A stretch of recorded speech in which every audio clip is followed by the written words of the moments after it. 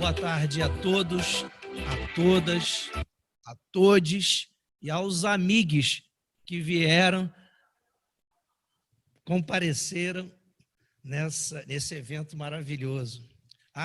E só para não esquecer, por favor, não cantem o hino Alvo Mais Que a Neve, porque vocês podem estar sendo racistas, intolerantes e, quem sabe, até ser preso por isso, né?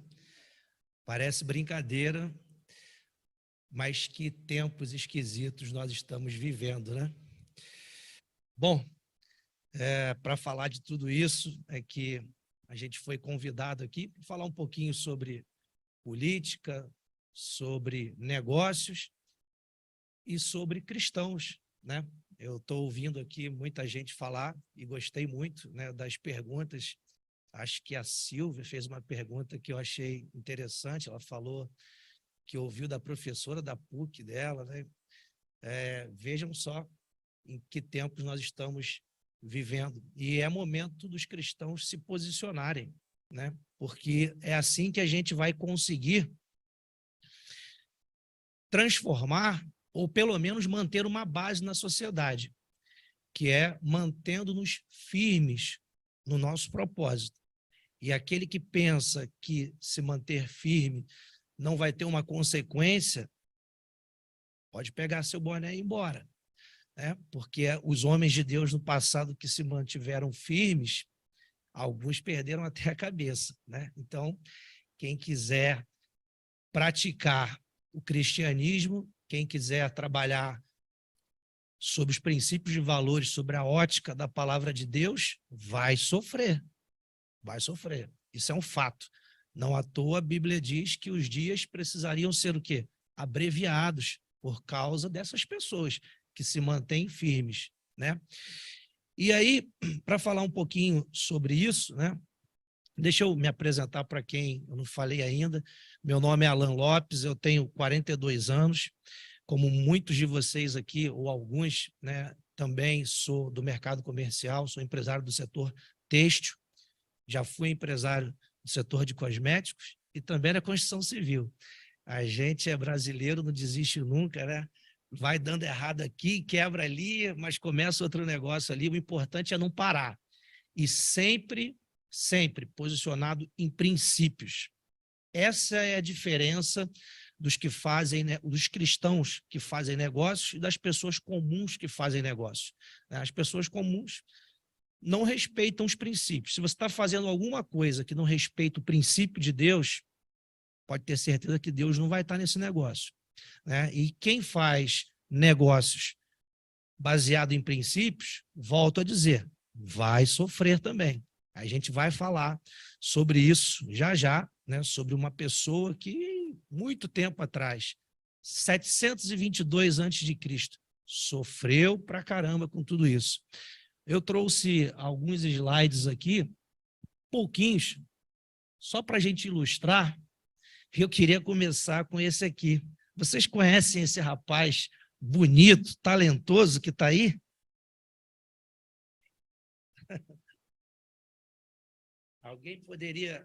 Alguém poderia me dizer quem é esse rapaz bonito, talentoso aí? Esse foi nosso governador, né? Sérgio Cabral. Né? Essa figura ilustre, ela foi condenada só a 430 anos. Veja só, você vai morrer, reencarnar, vai vir num animalzinho, vai morrer de novo, vai vir num ministro do STF e não completou os 430 anos de cadeia do cara. Mas por que ele foi preso e condenado a 430 anos? Vamos ver os crimes dele que o condenaram. Organização criminosa, lavagem de dinheiro, crimes contra o sistema financeiro, corrupção passiva, corrupção ativa, evasão de divisas, fraude em licitações e formação de cartel. Que currículo!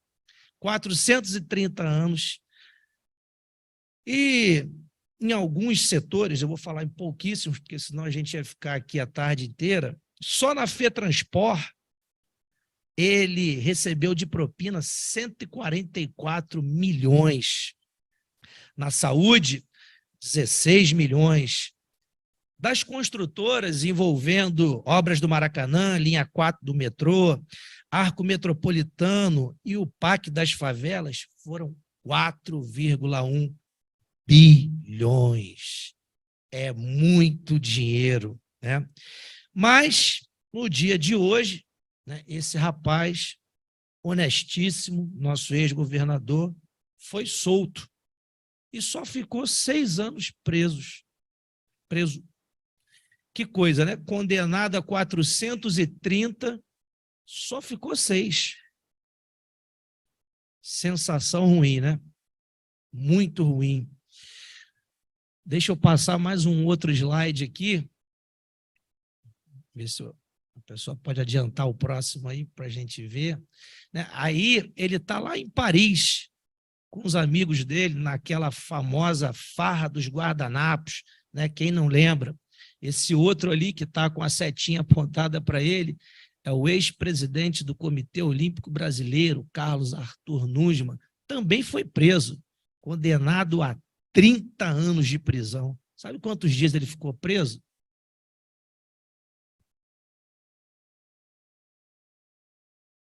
15 dias.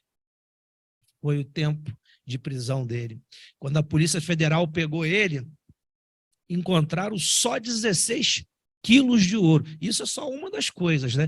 Fora os milhões de dólares, porque ele negociou a vinda das Olimpíadas para o Rio de Janeiro, né? Então recebeu muito dinheiro, vendeu tudo, justamente por conta das obras que o Rio podia trazer para cá, né? Como nós vimos aí a questão do Maracanã, enfim, depois também a Copa do Mundo, muita corrupção. Pode passar o próximo slide, por favor? Aí é lá em Paris, né? Onde estão todos eles juntos ali, comemorando com o nosso dinheiro que eles roubaram de nós. E tinha um outro lá que eu nem falei que estava atrás, do lado do Arthur Nussmann, que era o João Avelange, um outro corrupto também, mas engraçado, morreu com 100 anos. O cara bom, rapaz, trabalhador, morre com 60, 70, mas o cara ruim, ladrão, morreu com 100 anos, que coisa, né?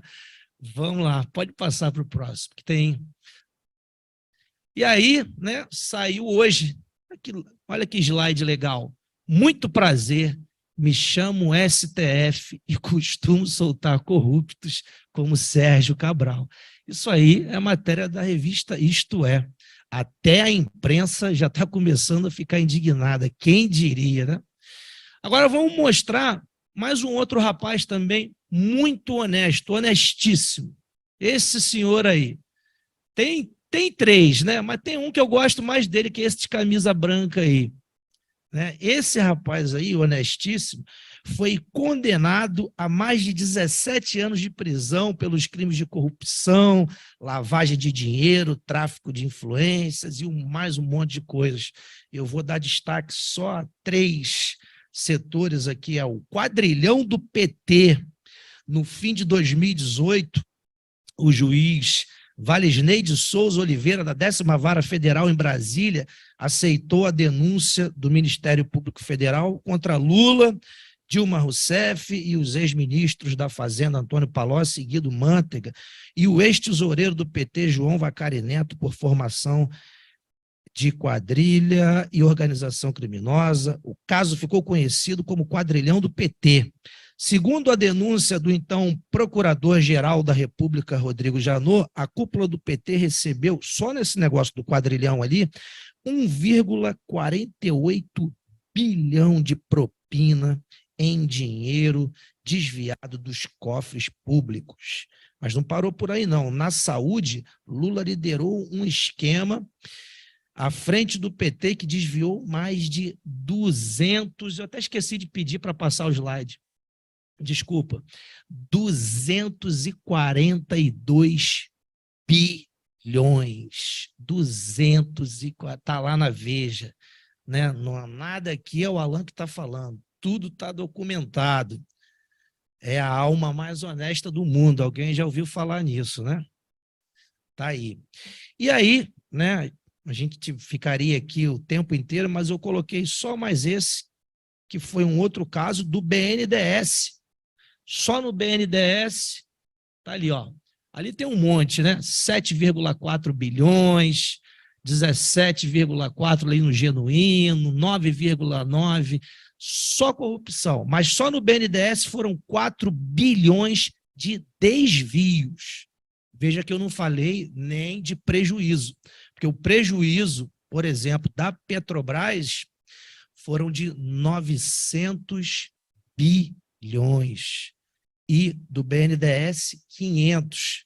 Aí você soma isso, já dá 1,4 tri só nesses dois. Fora nos fundos de pensão, né, na Caixa Econômica, em todas as estatais, que, por exemplo, o último ano de Dilma, nós tivemos 30 bilhões de prejuízos nas estatais.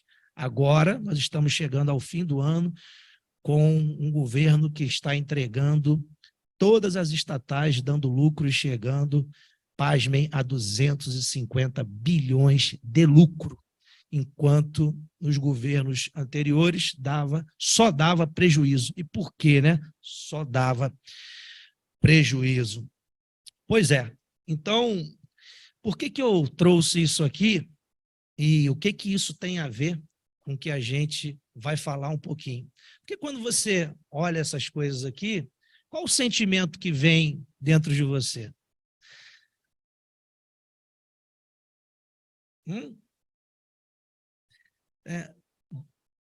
Sentimento de revolta. O crime compensa. Os piores sentimentos vão brotar dentro do coração de quem é justo, de quem é honesto. Porque você fala assim, poxa, eu acordo de manhã, 5 horas, ralo pra cá, sou o primeiro a levantar, o último a deitar, pago meus impostos em dia, faço tudo certinho. E para mim as coisas não acontecem assim.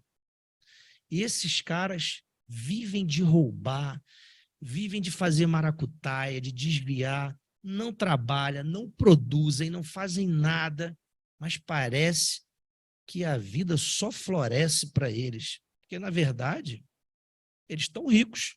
Porque o cara pega 430 anos. Mas com esses bilhões todos que ele roubou, fica 6 anos, sai e vai curtir. Talvez ele perdeu aí 1 bilhão, quem sabe, mas tinha 5, 6, 10, vai sair, vai ser um bilionário. É sempre assim no Brasil. O cara nunca cumpre a pena que deveria cumprir. Então, a sensação é de que vale a pena ser corrupto. Mas existe uma parcela da sociedade que se indigna com tudo isso, que não acha isso legal e que não gostaria de estar no lugar dessas pessoas. E aí, eu queria trazer a reflexão de vocês um texto de um homem. Esse texto foi escrito em 722 a.C., que se indignou muito também, porque a gente fala disso aqui, né, e parece que tudo é novo, mas a gente sempre diz que a história é cíclica, né, e as coisas só se repetem. Esse homem chamava-se Asaf, e eu estava lendo o Salmo 73, e na introdução do Salmo, é bastante interessante, na tradução que eu peguei 2 traduções para trazer aqui. Essa tradução ela traz algumas realidades da vida. A primeira, essa é a introdução bíblica, tá? Está na Bíblia. É que ele diz o seguinte: Deus é bom para Israel. É a primeira realidade que Asaf coloca aqui nesse texto, que Deus é bom para Israel. A gente pode compreender que Israel é o povo de Deus, é a igreja, é o corpo de Cristo. Então, Deus sempre vai ser bom para a sua igreja, para o seu corpo, para o seu povo. A segunda realidade que ele coloca aqui é que os iníquos e os ímpios prosperam nesse mundo. Dura realidade. Os corruptos prosperam nesse mundo. Asaf enxergou isso. E também ficou tão revoltado como a gente. A terceira realidade que ele viu e ele disse o seguinte: eles serão consumidos de terrores na vida futura. O Senhor é bom para a sua igreja, os corruptos, os iníquos, os ímpios prosperam,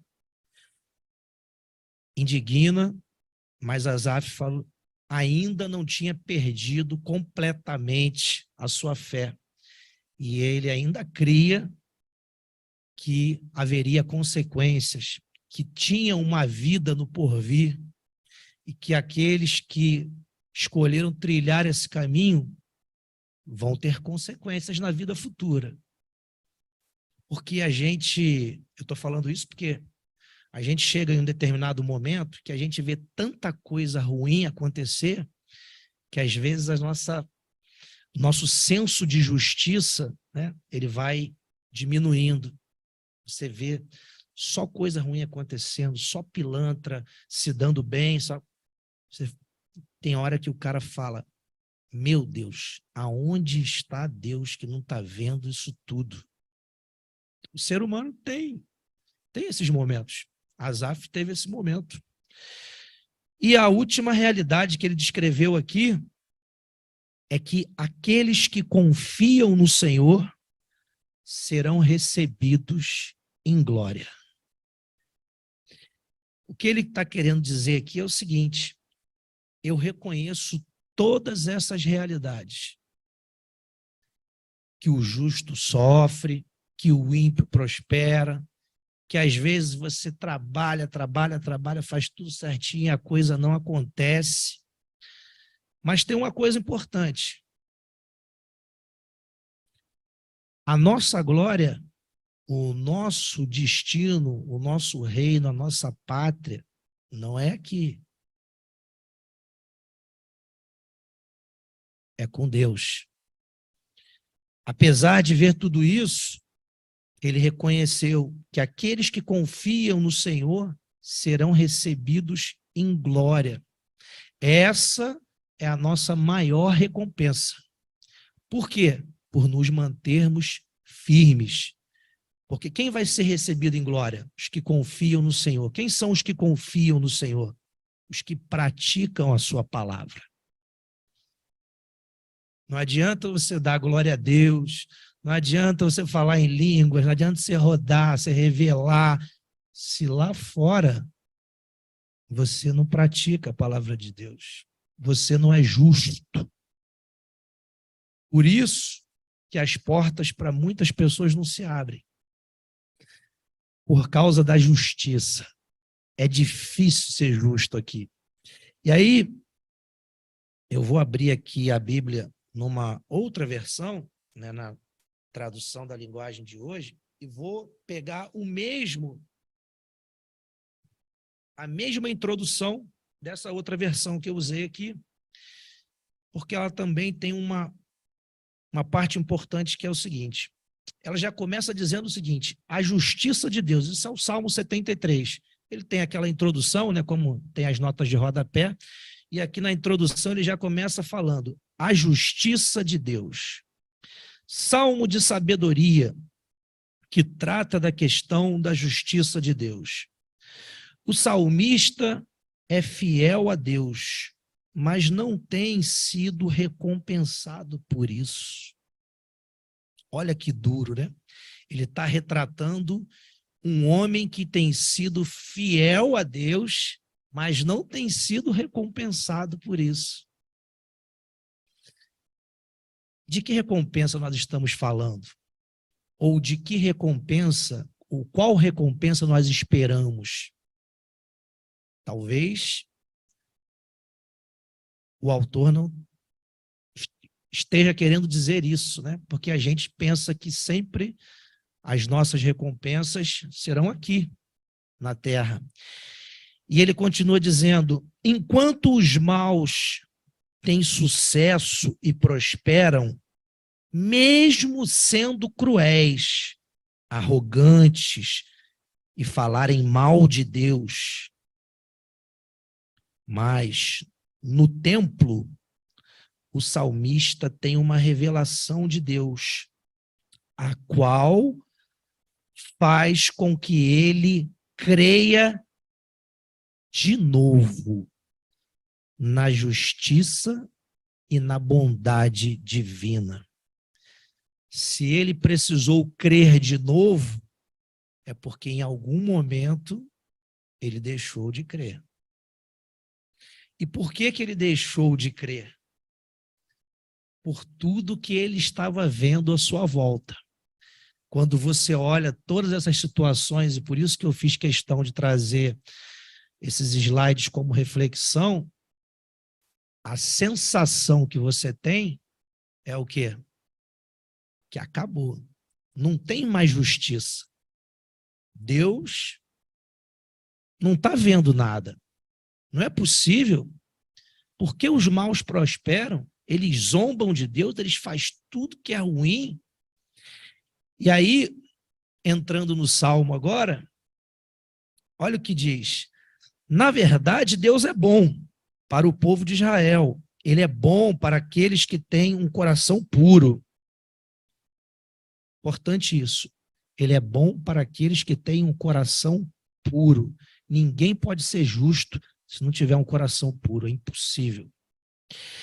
Porém, quando vi que tudo ia bem para os orgulhosos e os maus, quase perdi a confiança em Deus, porque fiquei com inveja deles. Os maus não sofrem. Eles são fortes e cheios de saúde. Eles não sofrem como os outros sofrem, nem têm as aflições que os outros têm. Porque você sabe que hoje, para você ter saúde, você precisa se alimentar bem. Se você depender das estruturas do governo, você morre na fila, não consegue fazer um exame, não consegue uma internação, nada. E para você ser bem tratado, você precisa de um plano de saúde, e um plano de saúde é caro, a depender da sua idade é mais caro ainda. E aí, sem dinheiro, você não consegue fazer nada disso. E as pessoas vão ficando doentes, e às vezes não tem recurso, e ela fica indignada, porque ela não tem acesso, e ela vai vendo os maus, os corruptos, os ladrões se dando bem na vida, frequentando os melhores hospitais, porque eles dizem que eles trabalham para os pobres, né, que a saúde é boa, o SUS é bom, mas na hora que eles passam mal, onde é que eles vão? Lá no Sírio, né? Todo mundo sabe disso. O pessoal adora o sírio-libanês. Então, as pessoas, o povo vai olhando isso, vai se indignando. E a sensação de justiça, cada vez mais, vai diminuindo. Continuando aqui, ele diz o seguinte: o coração deles está cheio de maldade, e a mente deles só vive fazendo planos perversos. Eles gostam de caçoar e só falam de coisas más. São orgulhosos e fazem planos para explorar os outros. Parece que o autor estava em 2022. Parece que ele estava aqui no Brasil e falou: vou escrever aqui o Salmo 73. Isso é para a gente ver que a história só se repete, porque os valores e os princípios são imutáveis, eles não mudam nunca. Quem não tem princípios e valores, quem não baseia a sua vida nos princípios e valores dessa palavra aqui, vai ser assim daqui a 100 anos, se houver 100 anos, ou também há 2000 anos atrás, nada mudou, porque o ser humano é o mesmo. Continuando, falam mal de Deus que está no céu. Falam mal de Deus.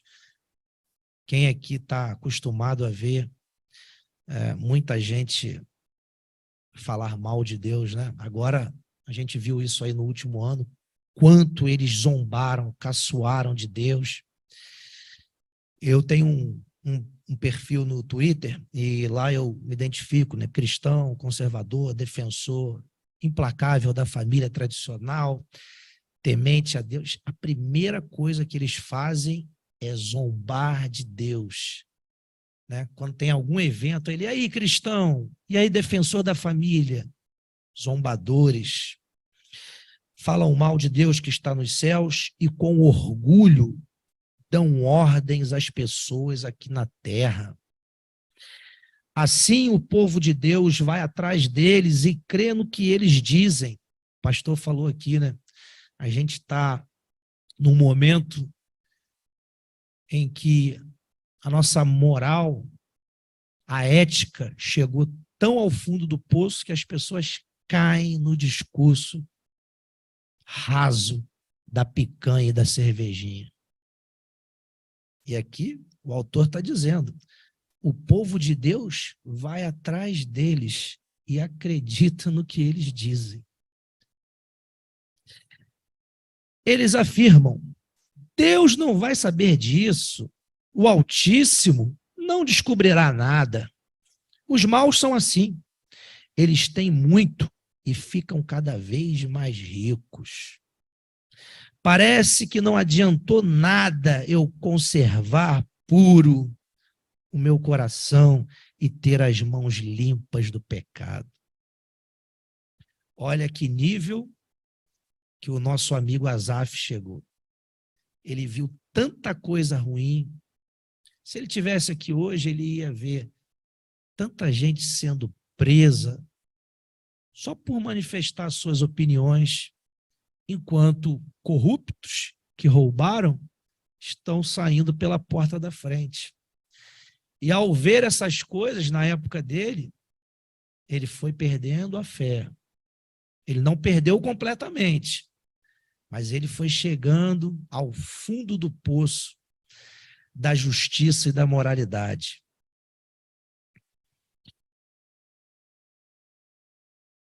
Pois tu, ó Deus, me tens feito sofrer o dia inteiro. Lembra que a gente falou aqui logo no início que quem quiser servir a Deus nesse mundo vai sofrer, porque vai ver essas coisas e é impossível você ver todas essas coisas e não sofrer.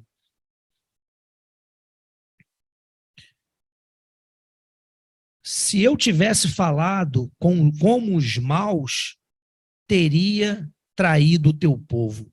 Então, eu me esforcei para entender essas coisas, mas isso era difícil demais para mim. Porém, quando fui ao teu templo, entendi o que acontecera no fim com os maus. Ele enxergou tudo isso e ele só pôde ter a resposta de Deus quando ele foi aonde? No templo de Deus. Ou seja, a comunhão. Aqui a gente vê que a falta de comunhão com Deus nos faz enxergar a vida dessa maneira. Você olha os maus e parece que tudo que eles fazem, nada lhes vai acontecer, absolutamente nada.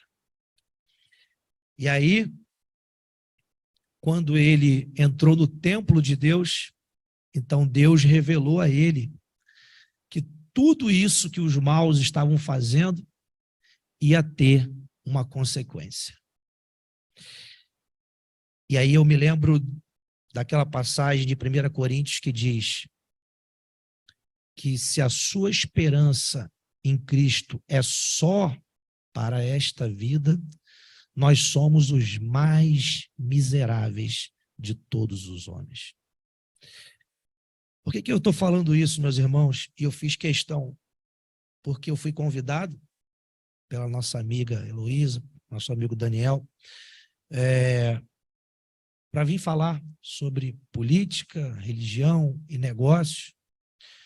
Nem sei se o tema era esse, né? Mas era mais ou menos isso. E não tem como seus negócios serem bem-sucedidos se você não for justo, se você não andar nos princípios. A Bíblia, de Gênesis e Apocalipse, é baseada em princípios. Se você olhar, ele diz que aquele que quer viver muito na terra, o que tem que fazer? Honrar o seu pai e a sua mãe. Aquele que acode o necessitado no dia, aquele que acode o necessitado no dia do mal, o quê? O Senhor o livra. Então, a Bíblia é feita de princípios. Quem cumpre esses princípios vai ser bem-sucedido. Agora, nós estamos vivendo, entrando um pouquinho nessa parte política, e já quero agradecer aqui, especialmente a minha amiga, eu não sei quantos aqui a seguiram, mas agradecer muito àqueles que nos deram esse voto de confiança. Obrigado, pastor. Mas dizer para vocês que nós precisamos nos posicionar. É momento dos cristãos se posicionarem nesse mundo, principalmente no Brasil. Claro que esse é um movimento global, está muito claro, todo mundo tem visto isso. Mas não é momento de ninguém ser omisso, de ninguém ser covarde, de ninguém ter medo de perder o seu emprego. Eu converso com muitas pessoas, muitas. Algumas estão sendo estimuladas. Outras ainda dizem, Alan, eu tenho muito medo de falar aqui. Eu tenho amigos que falaram, né, que se posicionaram, não é falar, é se posicionar. Nem isso eles querem que você faça. Que se posicionaram e foram retaliados, injustiçados. Tem um amigo meu que é da área do meio ambiente, professor Ricardo Felício. Ele é até um cara conhecido, já teve no Jô Soares, é um cara bastante inteligente que contraria, né, algumas teses aí na área do meio ambiente. Professor da USP, um cara com pós-doc na Antártida. Esse cara chegou a ganhar um salário mínimo na USP, porque tiraram tudo dele. Não foi a mais nada, mas ele não se rendeu. Ele não se vendeu e ele procurou outros caminhos para ganhar dinheiro. Se te sufocaram aqui, vai para outro lugar. Você não pode negociar os seus valores. Por isso que nós estamos nesse momento da sociedade. O pastor falou uma coisa aqui muito interessante. Por que a política está assim? Os políticos saem da onde? Do meio do povo. As pessoas se acostumaram com o seguinte pensamento: ai de mim se não acordar às 5 da manhã, não correr atrás e fazer o meu para ver se político me dá alguma coisa. Político é tudo safado. Nenhum deles presta. Eu que não corro atrás não para ver se alguém vai me dar alguma coisa. E com isso, as pessoas foram escolhendo qualquer um, sem critério. Olha, é estratégia na política fazer sabe o quê? Vocês sabem disso. Dia de eleição, por que o chão fica cheio de papel? Porque muita gente sai de casa sem saber em quem vai votar. Aí o cara baixa no chão, põe o papel, vou votar nesse aqui. Sem saber que é a política, em última instância, que governa a vida das pessoas. É claro que, como cristãos, nós sabemos que quem governa a nossa vida é Deus. Mas a gente precisa entender que a gente vive numa sociedade e que as leis são construídas por homens aqui. Agora, quem são os homens que estão sendo colocados lá para formar essas leis? Se você fizer uma pesquisa rápida e perguntar para a maioria das pessoas qual foi o candidato que você votou na eleição passada, a maioria não sabe. E aí são esses mesmos que vão criando leis que, por exemplo, a sua filha deve compartilhar o mesmo banheiro com um marmanjão. O que vai acontecer com isso? Vai dar problema. Porque se o cara fizer uma covardia com uma menina, o que o pai vai fazer? Quem é pai de menina aqui? O que você faria se a tua filha tivesse no banheiro, entrasse um marmanjão? Por lei, né? Porque é lei. Aprovou a lei. E se o cara estuprar a sua filha lá no banheiro? que você vai fazer? Tá gravando? Eu mato. Se fizer uma covardia com a minha filha, eu mato. Depois eu pago.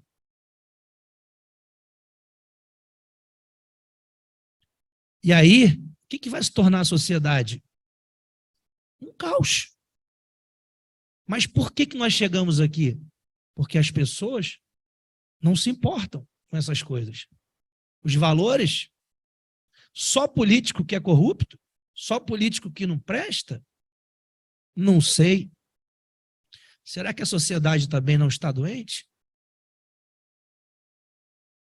Ah, existe uma discussão se teve uma diferença de 2, 3 milhões, 5 milhões. Que fosse 20, que fosse 30. Já parou para pensar que a sociedade está doente? Se nós pensarmos que tivemos 30 milhões de pessoas que desconsideraram a maior quadrilha corrupta desse país, que levou o Brasil ao fundo do poço, deixou o país com quase 15 milhões de desempregados, saqueou todas as estatais. O Brasil foi colocado nas páginas policiais, a violência só aumentou, o homicídio só aumentou, roubo, só leis ruins. E o povo, eu vou te dar picanha e cerveja. O cara foi lá e digitou o número do inferno. Sabe qual é o número do inferno? É o 13. Parece brincadeira. Mas isso é sintoma de uma sociedade doente. Até as igrejas foram abrindo pequenas concessões. Pequenas concessões, e o progressismo foi entrando dentro das igrejas, aos poucos. Coisas absurdas. E aqui eu não falo como político, porque fui eleito agora, nunca fui político, mas durante muitos anos fui pastor de uma grande instituição, talvez a maior do país, em muitos lugares do mundo, viajei, trabalhei muito, entrei em favela, entrei em manicômios. O único lugar que eu não gostava de fazer trabalho era no presídio. Só Deus sabe por quê. Mas a gente tem que, né, matar um pouquinho a carne. Mas a gente, quando tem uma amplitude maior, né, de conversar com muita gente, de atender muita gente, você vai ouvindo as histórias, vai vendo as pessoas como se comportam e você chega a uma conclusão. A sociedade está doente. Nós perdemos muito. E eu sempre digo que se o país ainda tem um certo grau de sustentabilidade, graças a essa geração que hoje tem 50, 60, porque se nós dependêssemos, infelizmente, da nossa juventude, já era. Nós estaríamos mergulhados num caos ético e moral muito maior do que a gente está hoje. Graças a essa geração que está de pé ainda, brigando, lutando, e aí eu falo de princípios e valores. Eu fui criado assim. Ai de mim entrasse numa conversa com dois adultos e não pedisse dá licença. Ó, ai de mim se não entrasse, se entrasse na casa de alguém e não tirasse meu calçado e deixasse na porta. Pequenos valores, né? Hoje, se você falar que um jovem precisa trabalhar, é crime. Não pode. Aí eles crescem tudo com a cabeça vazia. O pai precisa trabalhar, a mãe precisa trabalhar. Vai ser o quê no futuro? Só na internet? Tem muita coisa boa na internet, mas tem muita porcaria. E cabeça vazia é a coisa mais fácil para você pegar as piores coisas que tem na internet. Então a gente precisa pregar essas coisas, inclusive o valor do trabalho. Por que um jovem de 14 anos não pode trabalhar? Ele não pode deixar de estudar, mas ele pode trabalhar meio período. Ele pode aprender o valor do trabalho. Deve, né? Todas as pessoas que eu conheço hoje, bem-sucedidas, no passado foi assim, começou assim. Desde pequeno trabalhando, aprendendo o valor do trabalho com os pais, trabalhava na mercearia, trabalhava no autopeça, trabalhava ajudando, aprendeu profissão, tudo isso. E eles querem destruir esses nossos valores. Valores esses que construíram o que a gente tem hoje. Eles querem tirar o amor que as pessoas têm pelas Forças Armadas, não gostam, odeiam as Forças Armadas. Por quê? Porque as Forças Armadas prezam pela disciplina, pela hierarquia, né? Claro que toda instituição tem problema, toda. Até a igreja tem, né, que dirá as Forças Armadas. Mas você tem que ter o mínimo, né? O mínimo de ética, e as Forças Armadas prezam por isso. Não à toa é a instituição de maior credibilidade no país, e eles tentam tudo que é bom, sadio, de valor, eles querem destruir. Tudo.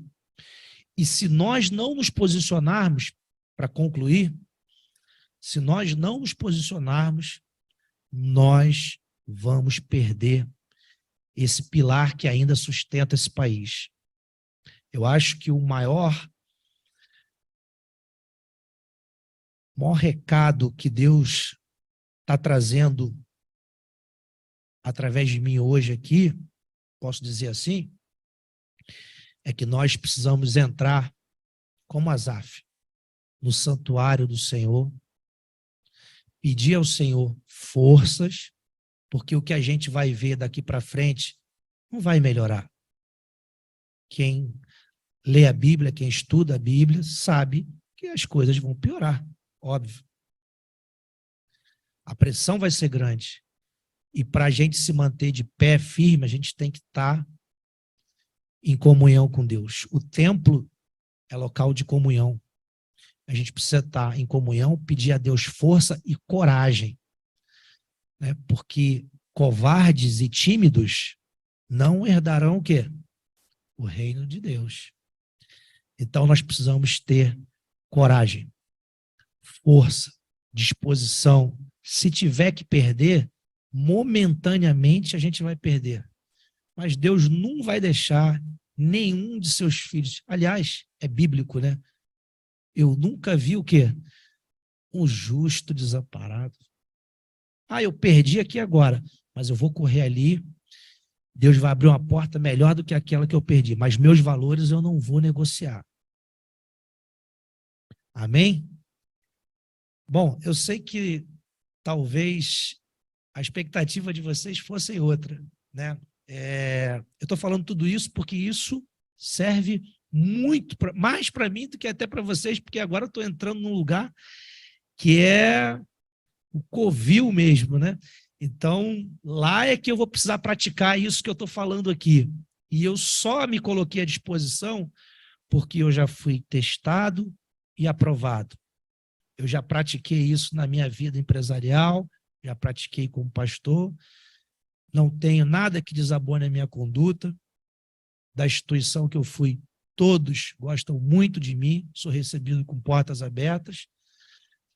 Quero dizer para vocês que eu vou aprender lá, mas que se eu sair daqui, dos pés do Senhor, do templo, da comunhão, também eu vou derrapar. Que isso sirva de encorajamento para todos nós, porque a gente está aqui na escola de negócios, né? Mas a escola de negócios só vai produzir bons negócios se tiver homens de valores. Se não tiver homens de valores, seu negócio não vai impactar ninguém. Porque qual é o propósito fim disso? Claro que você precisa ganhar dinheiro. O problema é que tem gente, tem uma palavrinha pequenininha, mas ela atrapalha tudo. Ganhar dinheiro é bom? Todo mundo quer ganhar dinheiro, eu também quero. O problema é você só querer ganhar dinheiro. Esse só é que é o problema. E aí, o seu negócio tem que ser um exemplo não só de prosperidade financeira, mas de ética, de moral. Os seus funcionários, os seus colaboradores têm que olhar para você e ter orgulho de você. E falar, meu patrão, o dono da minha empresa, o meu gerente, é um cara de princípios, de valores. O dia que você convidar ele para vir à igreja, tem certeza que ele não vai resistir. Porque é o seu exemplo. É o exemplo que arrasta, né? Assim que diz o ditado, e essa é a mais pura verdade. Tem gente que é chato, fica no trabalho o dia inteiro falando de Bíblia, de igreja, de Deus, não leva ninguém, porque o cara olha e fala, o fulano só fala de igreja, mas não faz nada do que ele fala. E tem os outros que não falam nada, mas o cara olha e diz, esse cara aqui é um cara bacana, coerente, é um cara que você não vê misturado com gente que não presta, marido de uma só mulher, esse aqui é um cara legal. O dia que esse cara te convidar, pode ter certeza que a pessoa vai. É isso que a gente precisa ser, exemplo, embaixadores de Cristo nesse mundo. E é com exemplo que a gente vai fazer isso. Meus irmãos, eu queria agradecer muito, extrapolei aqui quase 10 minutos, mas dizer para vocês, mantenham-se firmes, não se curvem, as coisas não vão melhorar. Desculpa dizer isso, não é melhorar no sentido da sua vida. A sua vida vai melhorar, vai progredir, você vai prosperar. Isso depende de você, depende do seu trabalho, do seu esforço, da sua dedicação, o quanto você investe nisso, né? Não só isso, tempo, conhecimento, muita coisa. Isso aí você vai prosperar. Mas a questão dos valores, a questão de um mundo muito diferente, isso aí vocês podem ter certeza que vai apertar cada vez mais, inclusive dentro das corporações. Essas ideologias estão entrando nas corporações. E você, como dono do seu negócio, você vai precisar lidar com isso. E como você vai lidar com isso? Isso é importante, porque às vezes você vai precisar perder um pouquinho. Né? Quantas empresas perdem, às vezes, contratos porque o dono da empresa não se sujeitou a um posicionamento que agora a sociedade adotou como aquele politicamente correto. O cara falou, não, aqui não. Silvio Santos, por exemplo, é um cara que tem muita dificuldade para adotar o politicamente correto. E o negócio dele continua prosperando. Ele pode perder uma aqui, uma outra coisa ali, mas as portas vão se abrindo. Então, meus irmãos, era isso que eu queria dizer para vocês. Mantenham-se firmes, perseverantes, porque nós vamos viver tempos difíceis, mas Deus é conosco. E se Deus é por nós, quem será contra nós? Amém? Muito obrigado pela oportunidade. Obrigado, Daniel. Obrigado, Luísa, e a todos vocês, pastores. Obrigado, que Deus os abençoe. Dizer para vocês que eu estou à disposição de vocês, né, como parlamentar agora nesse novo desafio. Vou estar na Alerj, no gabinete 1104, né, 1104. Podem ir lá. O meu telefone está com eles. Não é o telefone da minha assessoria, não. Meu telefone pessoal. Vocês podem pegar. Quem quiser anotar, até falo agora, se vocês quiserem. Não estamos recebendo currículos, mas estamos prontos para lutar. Estamos prontos para ouvir o que está acontecendo, porque às vezes a gente está lá dentro clausurado ou fiscalizando e não sabe de muita coisa que está acontecendo. São vocês que têm que falar isso, denunciar muitas coisas, e eu estou à disposição para isso. Meu mandato vai ser para isso, para fazer aquilo que é justo, que é correto, honesto. Leis a gente já tem um montão. Foi o que eu falei antes da eleição. A gente só precisa que as leis se cumpram. Eu acho que é muito mais momento de nós fiscalizarmos, de não se curvar, né, para o sistema, que é bruto, para poder fazer a vida do cidadão melhor. Tá bom? Muito obrigado mais uma vez. Que Deus abençoe a todos.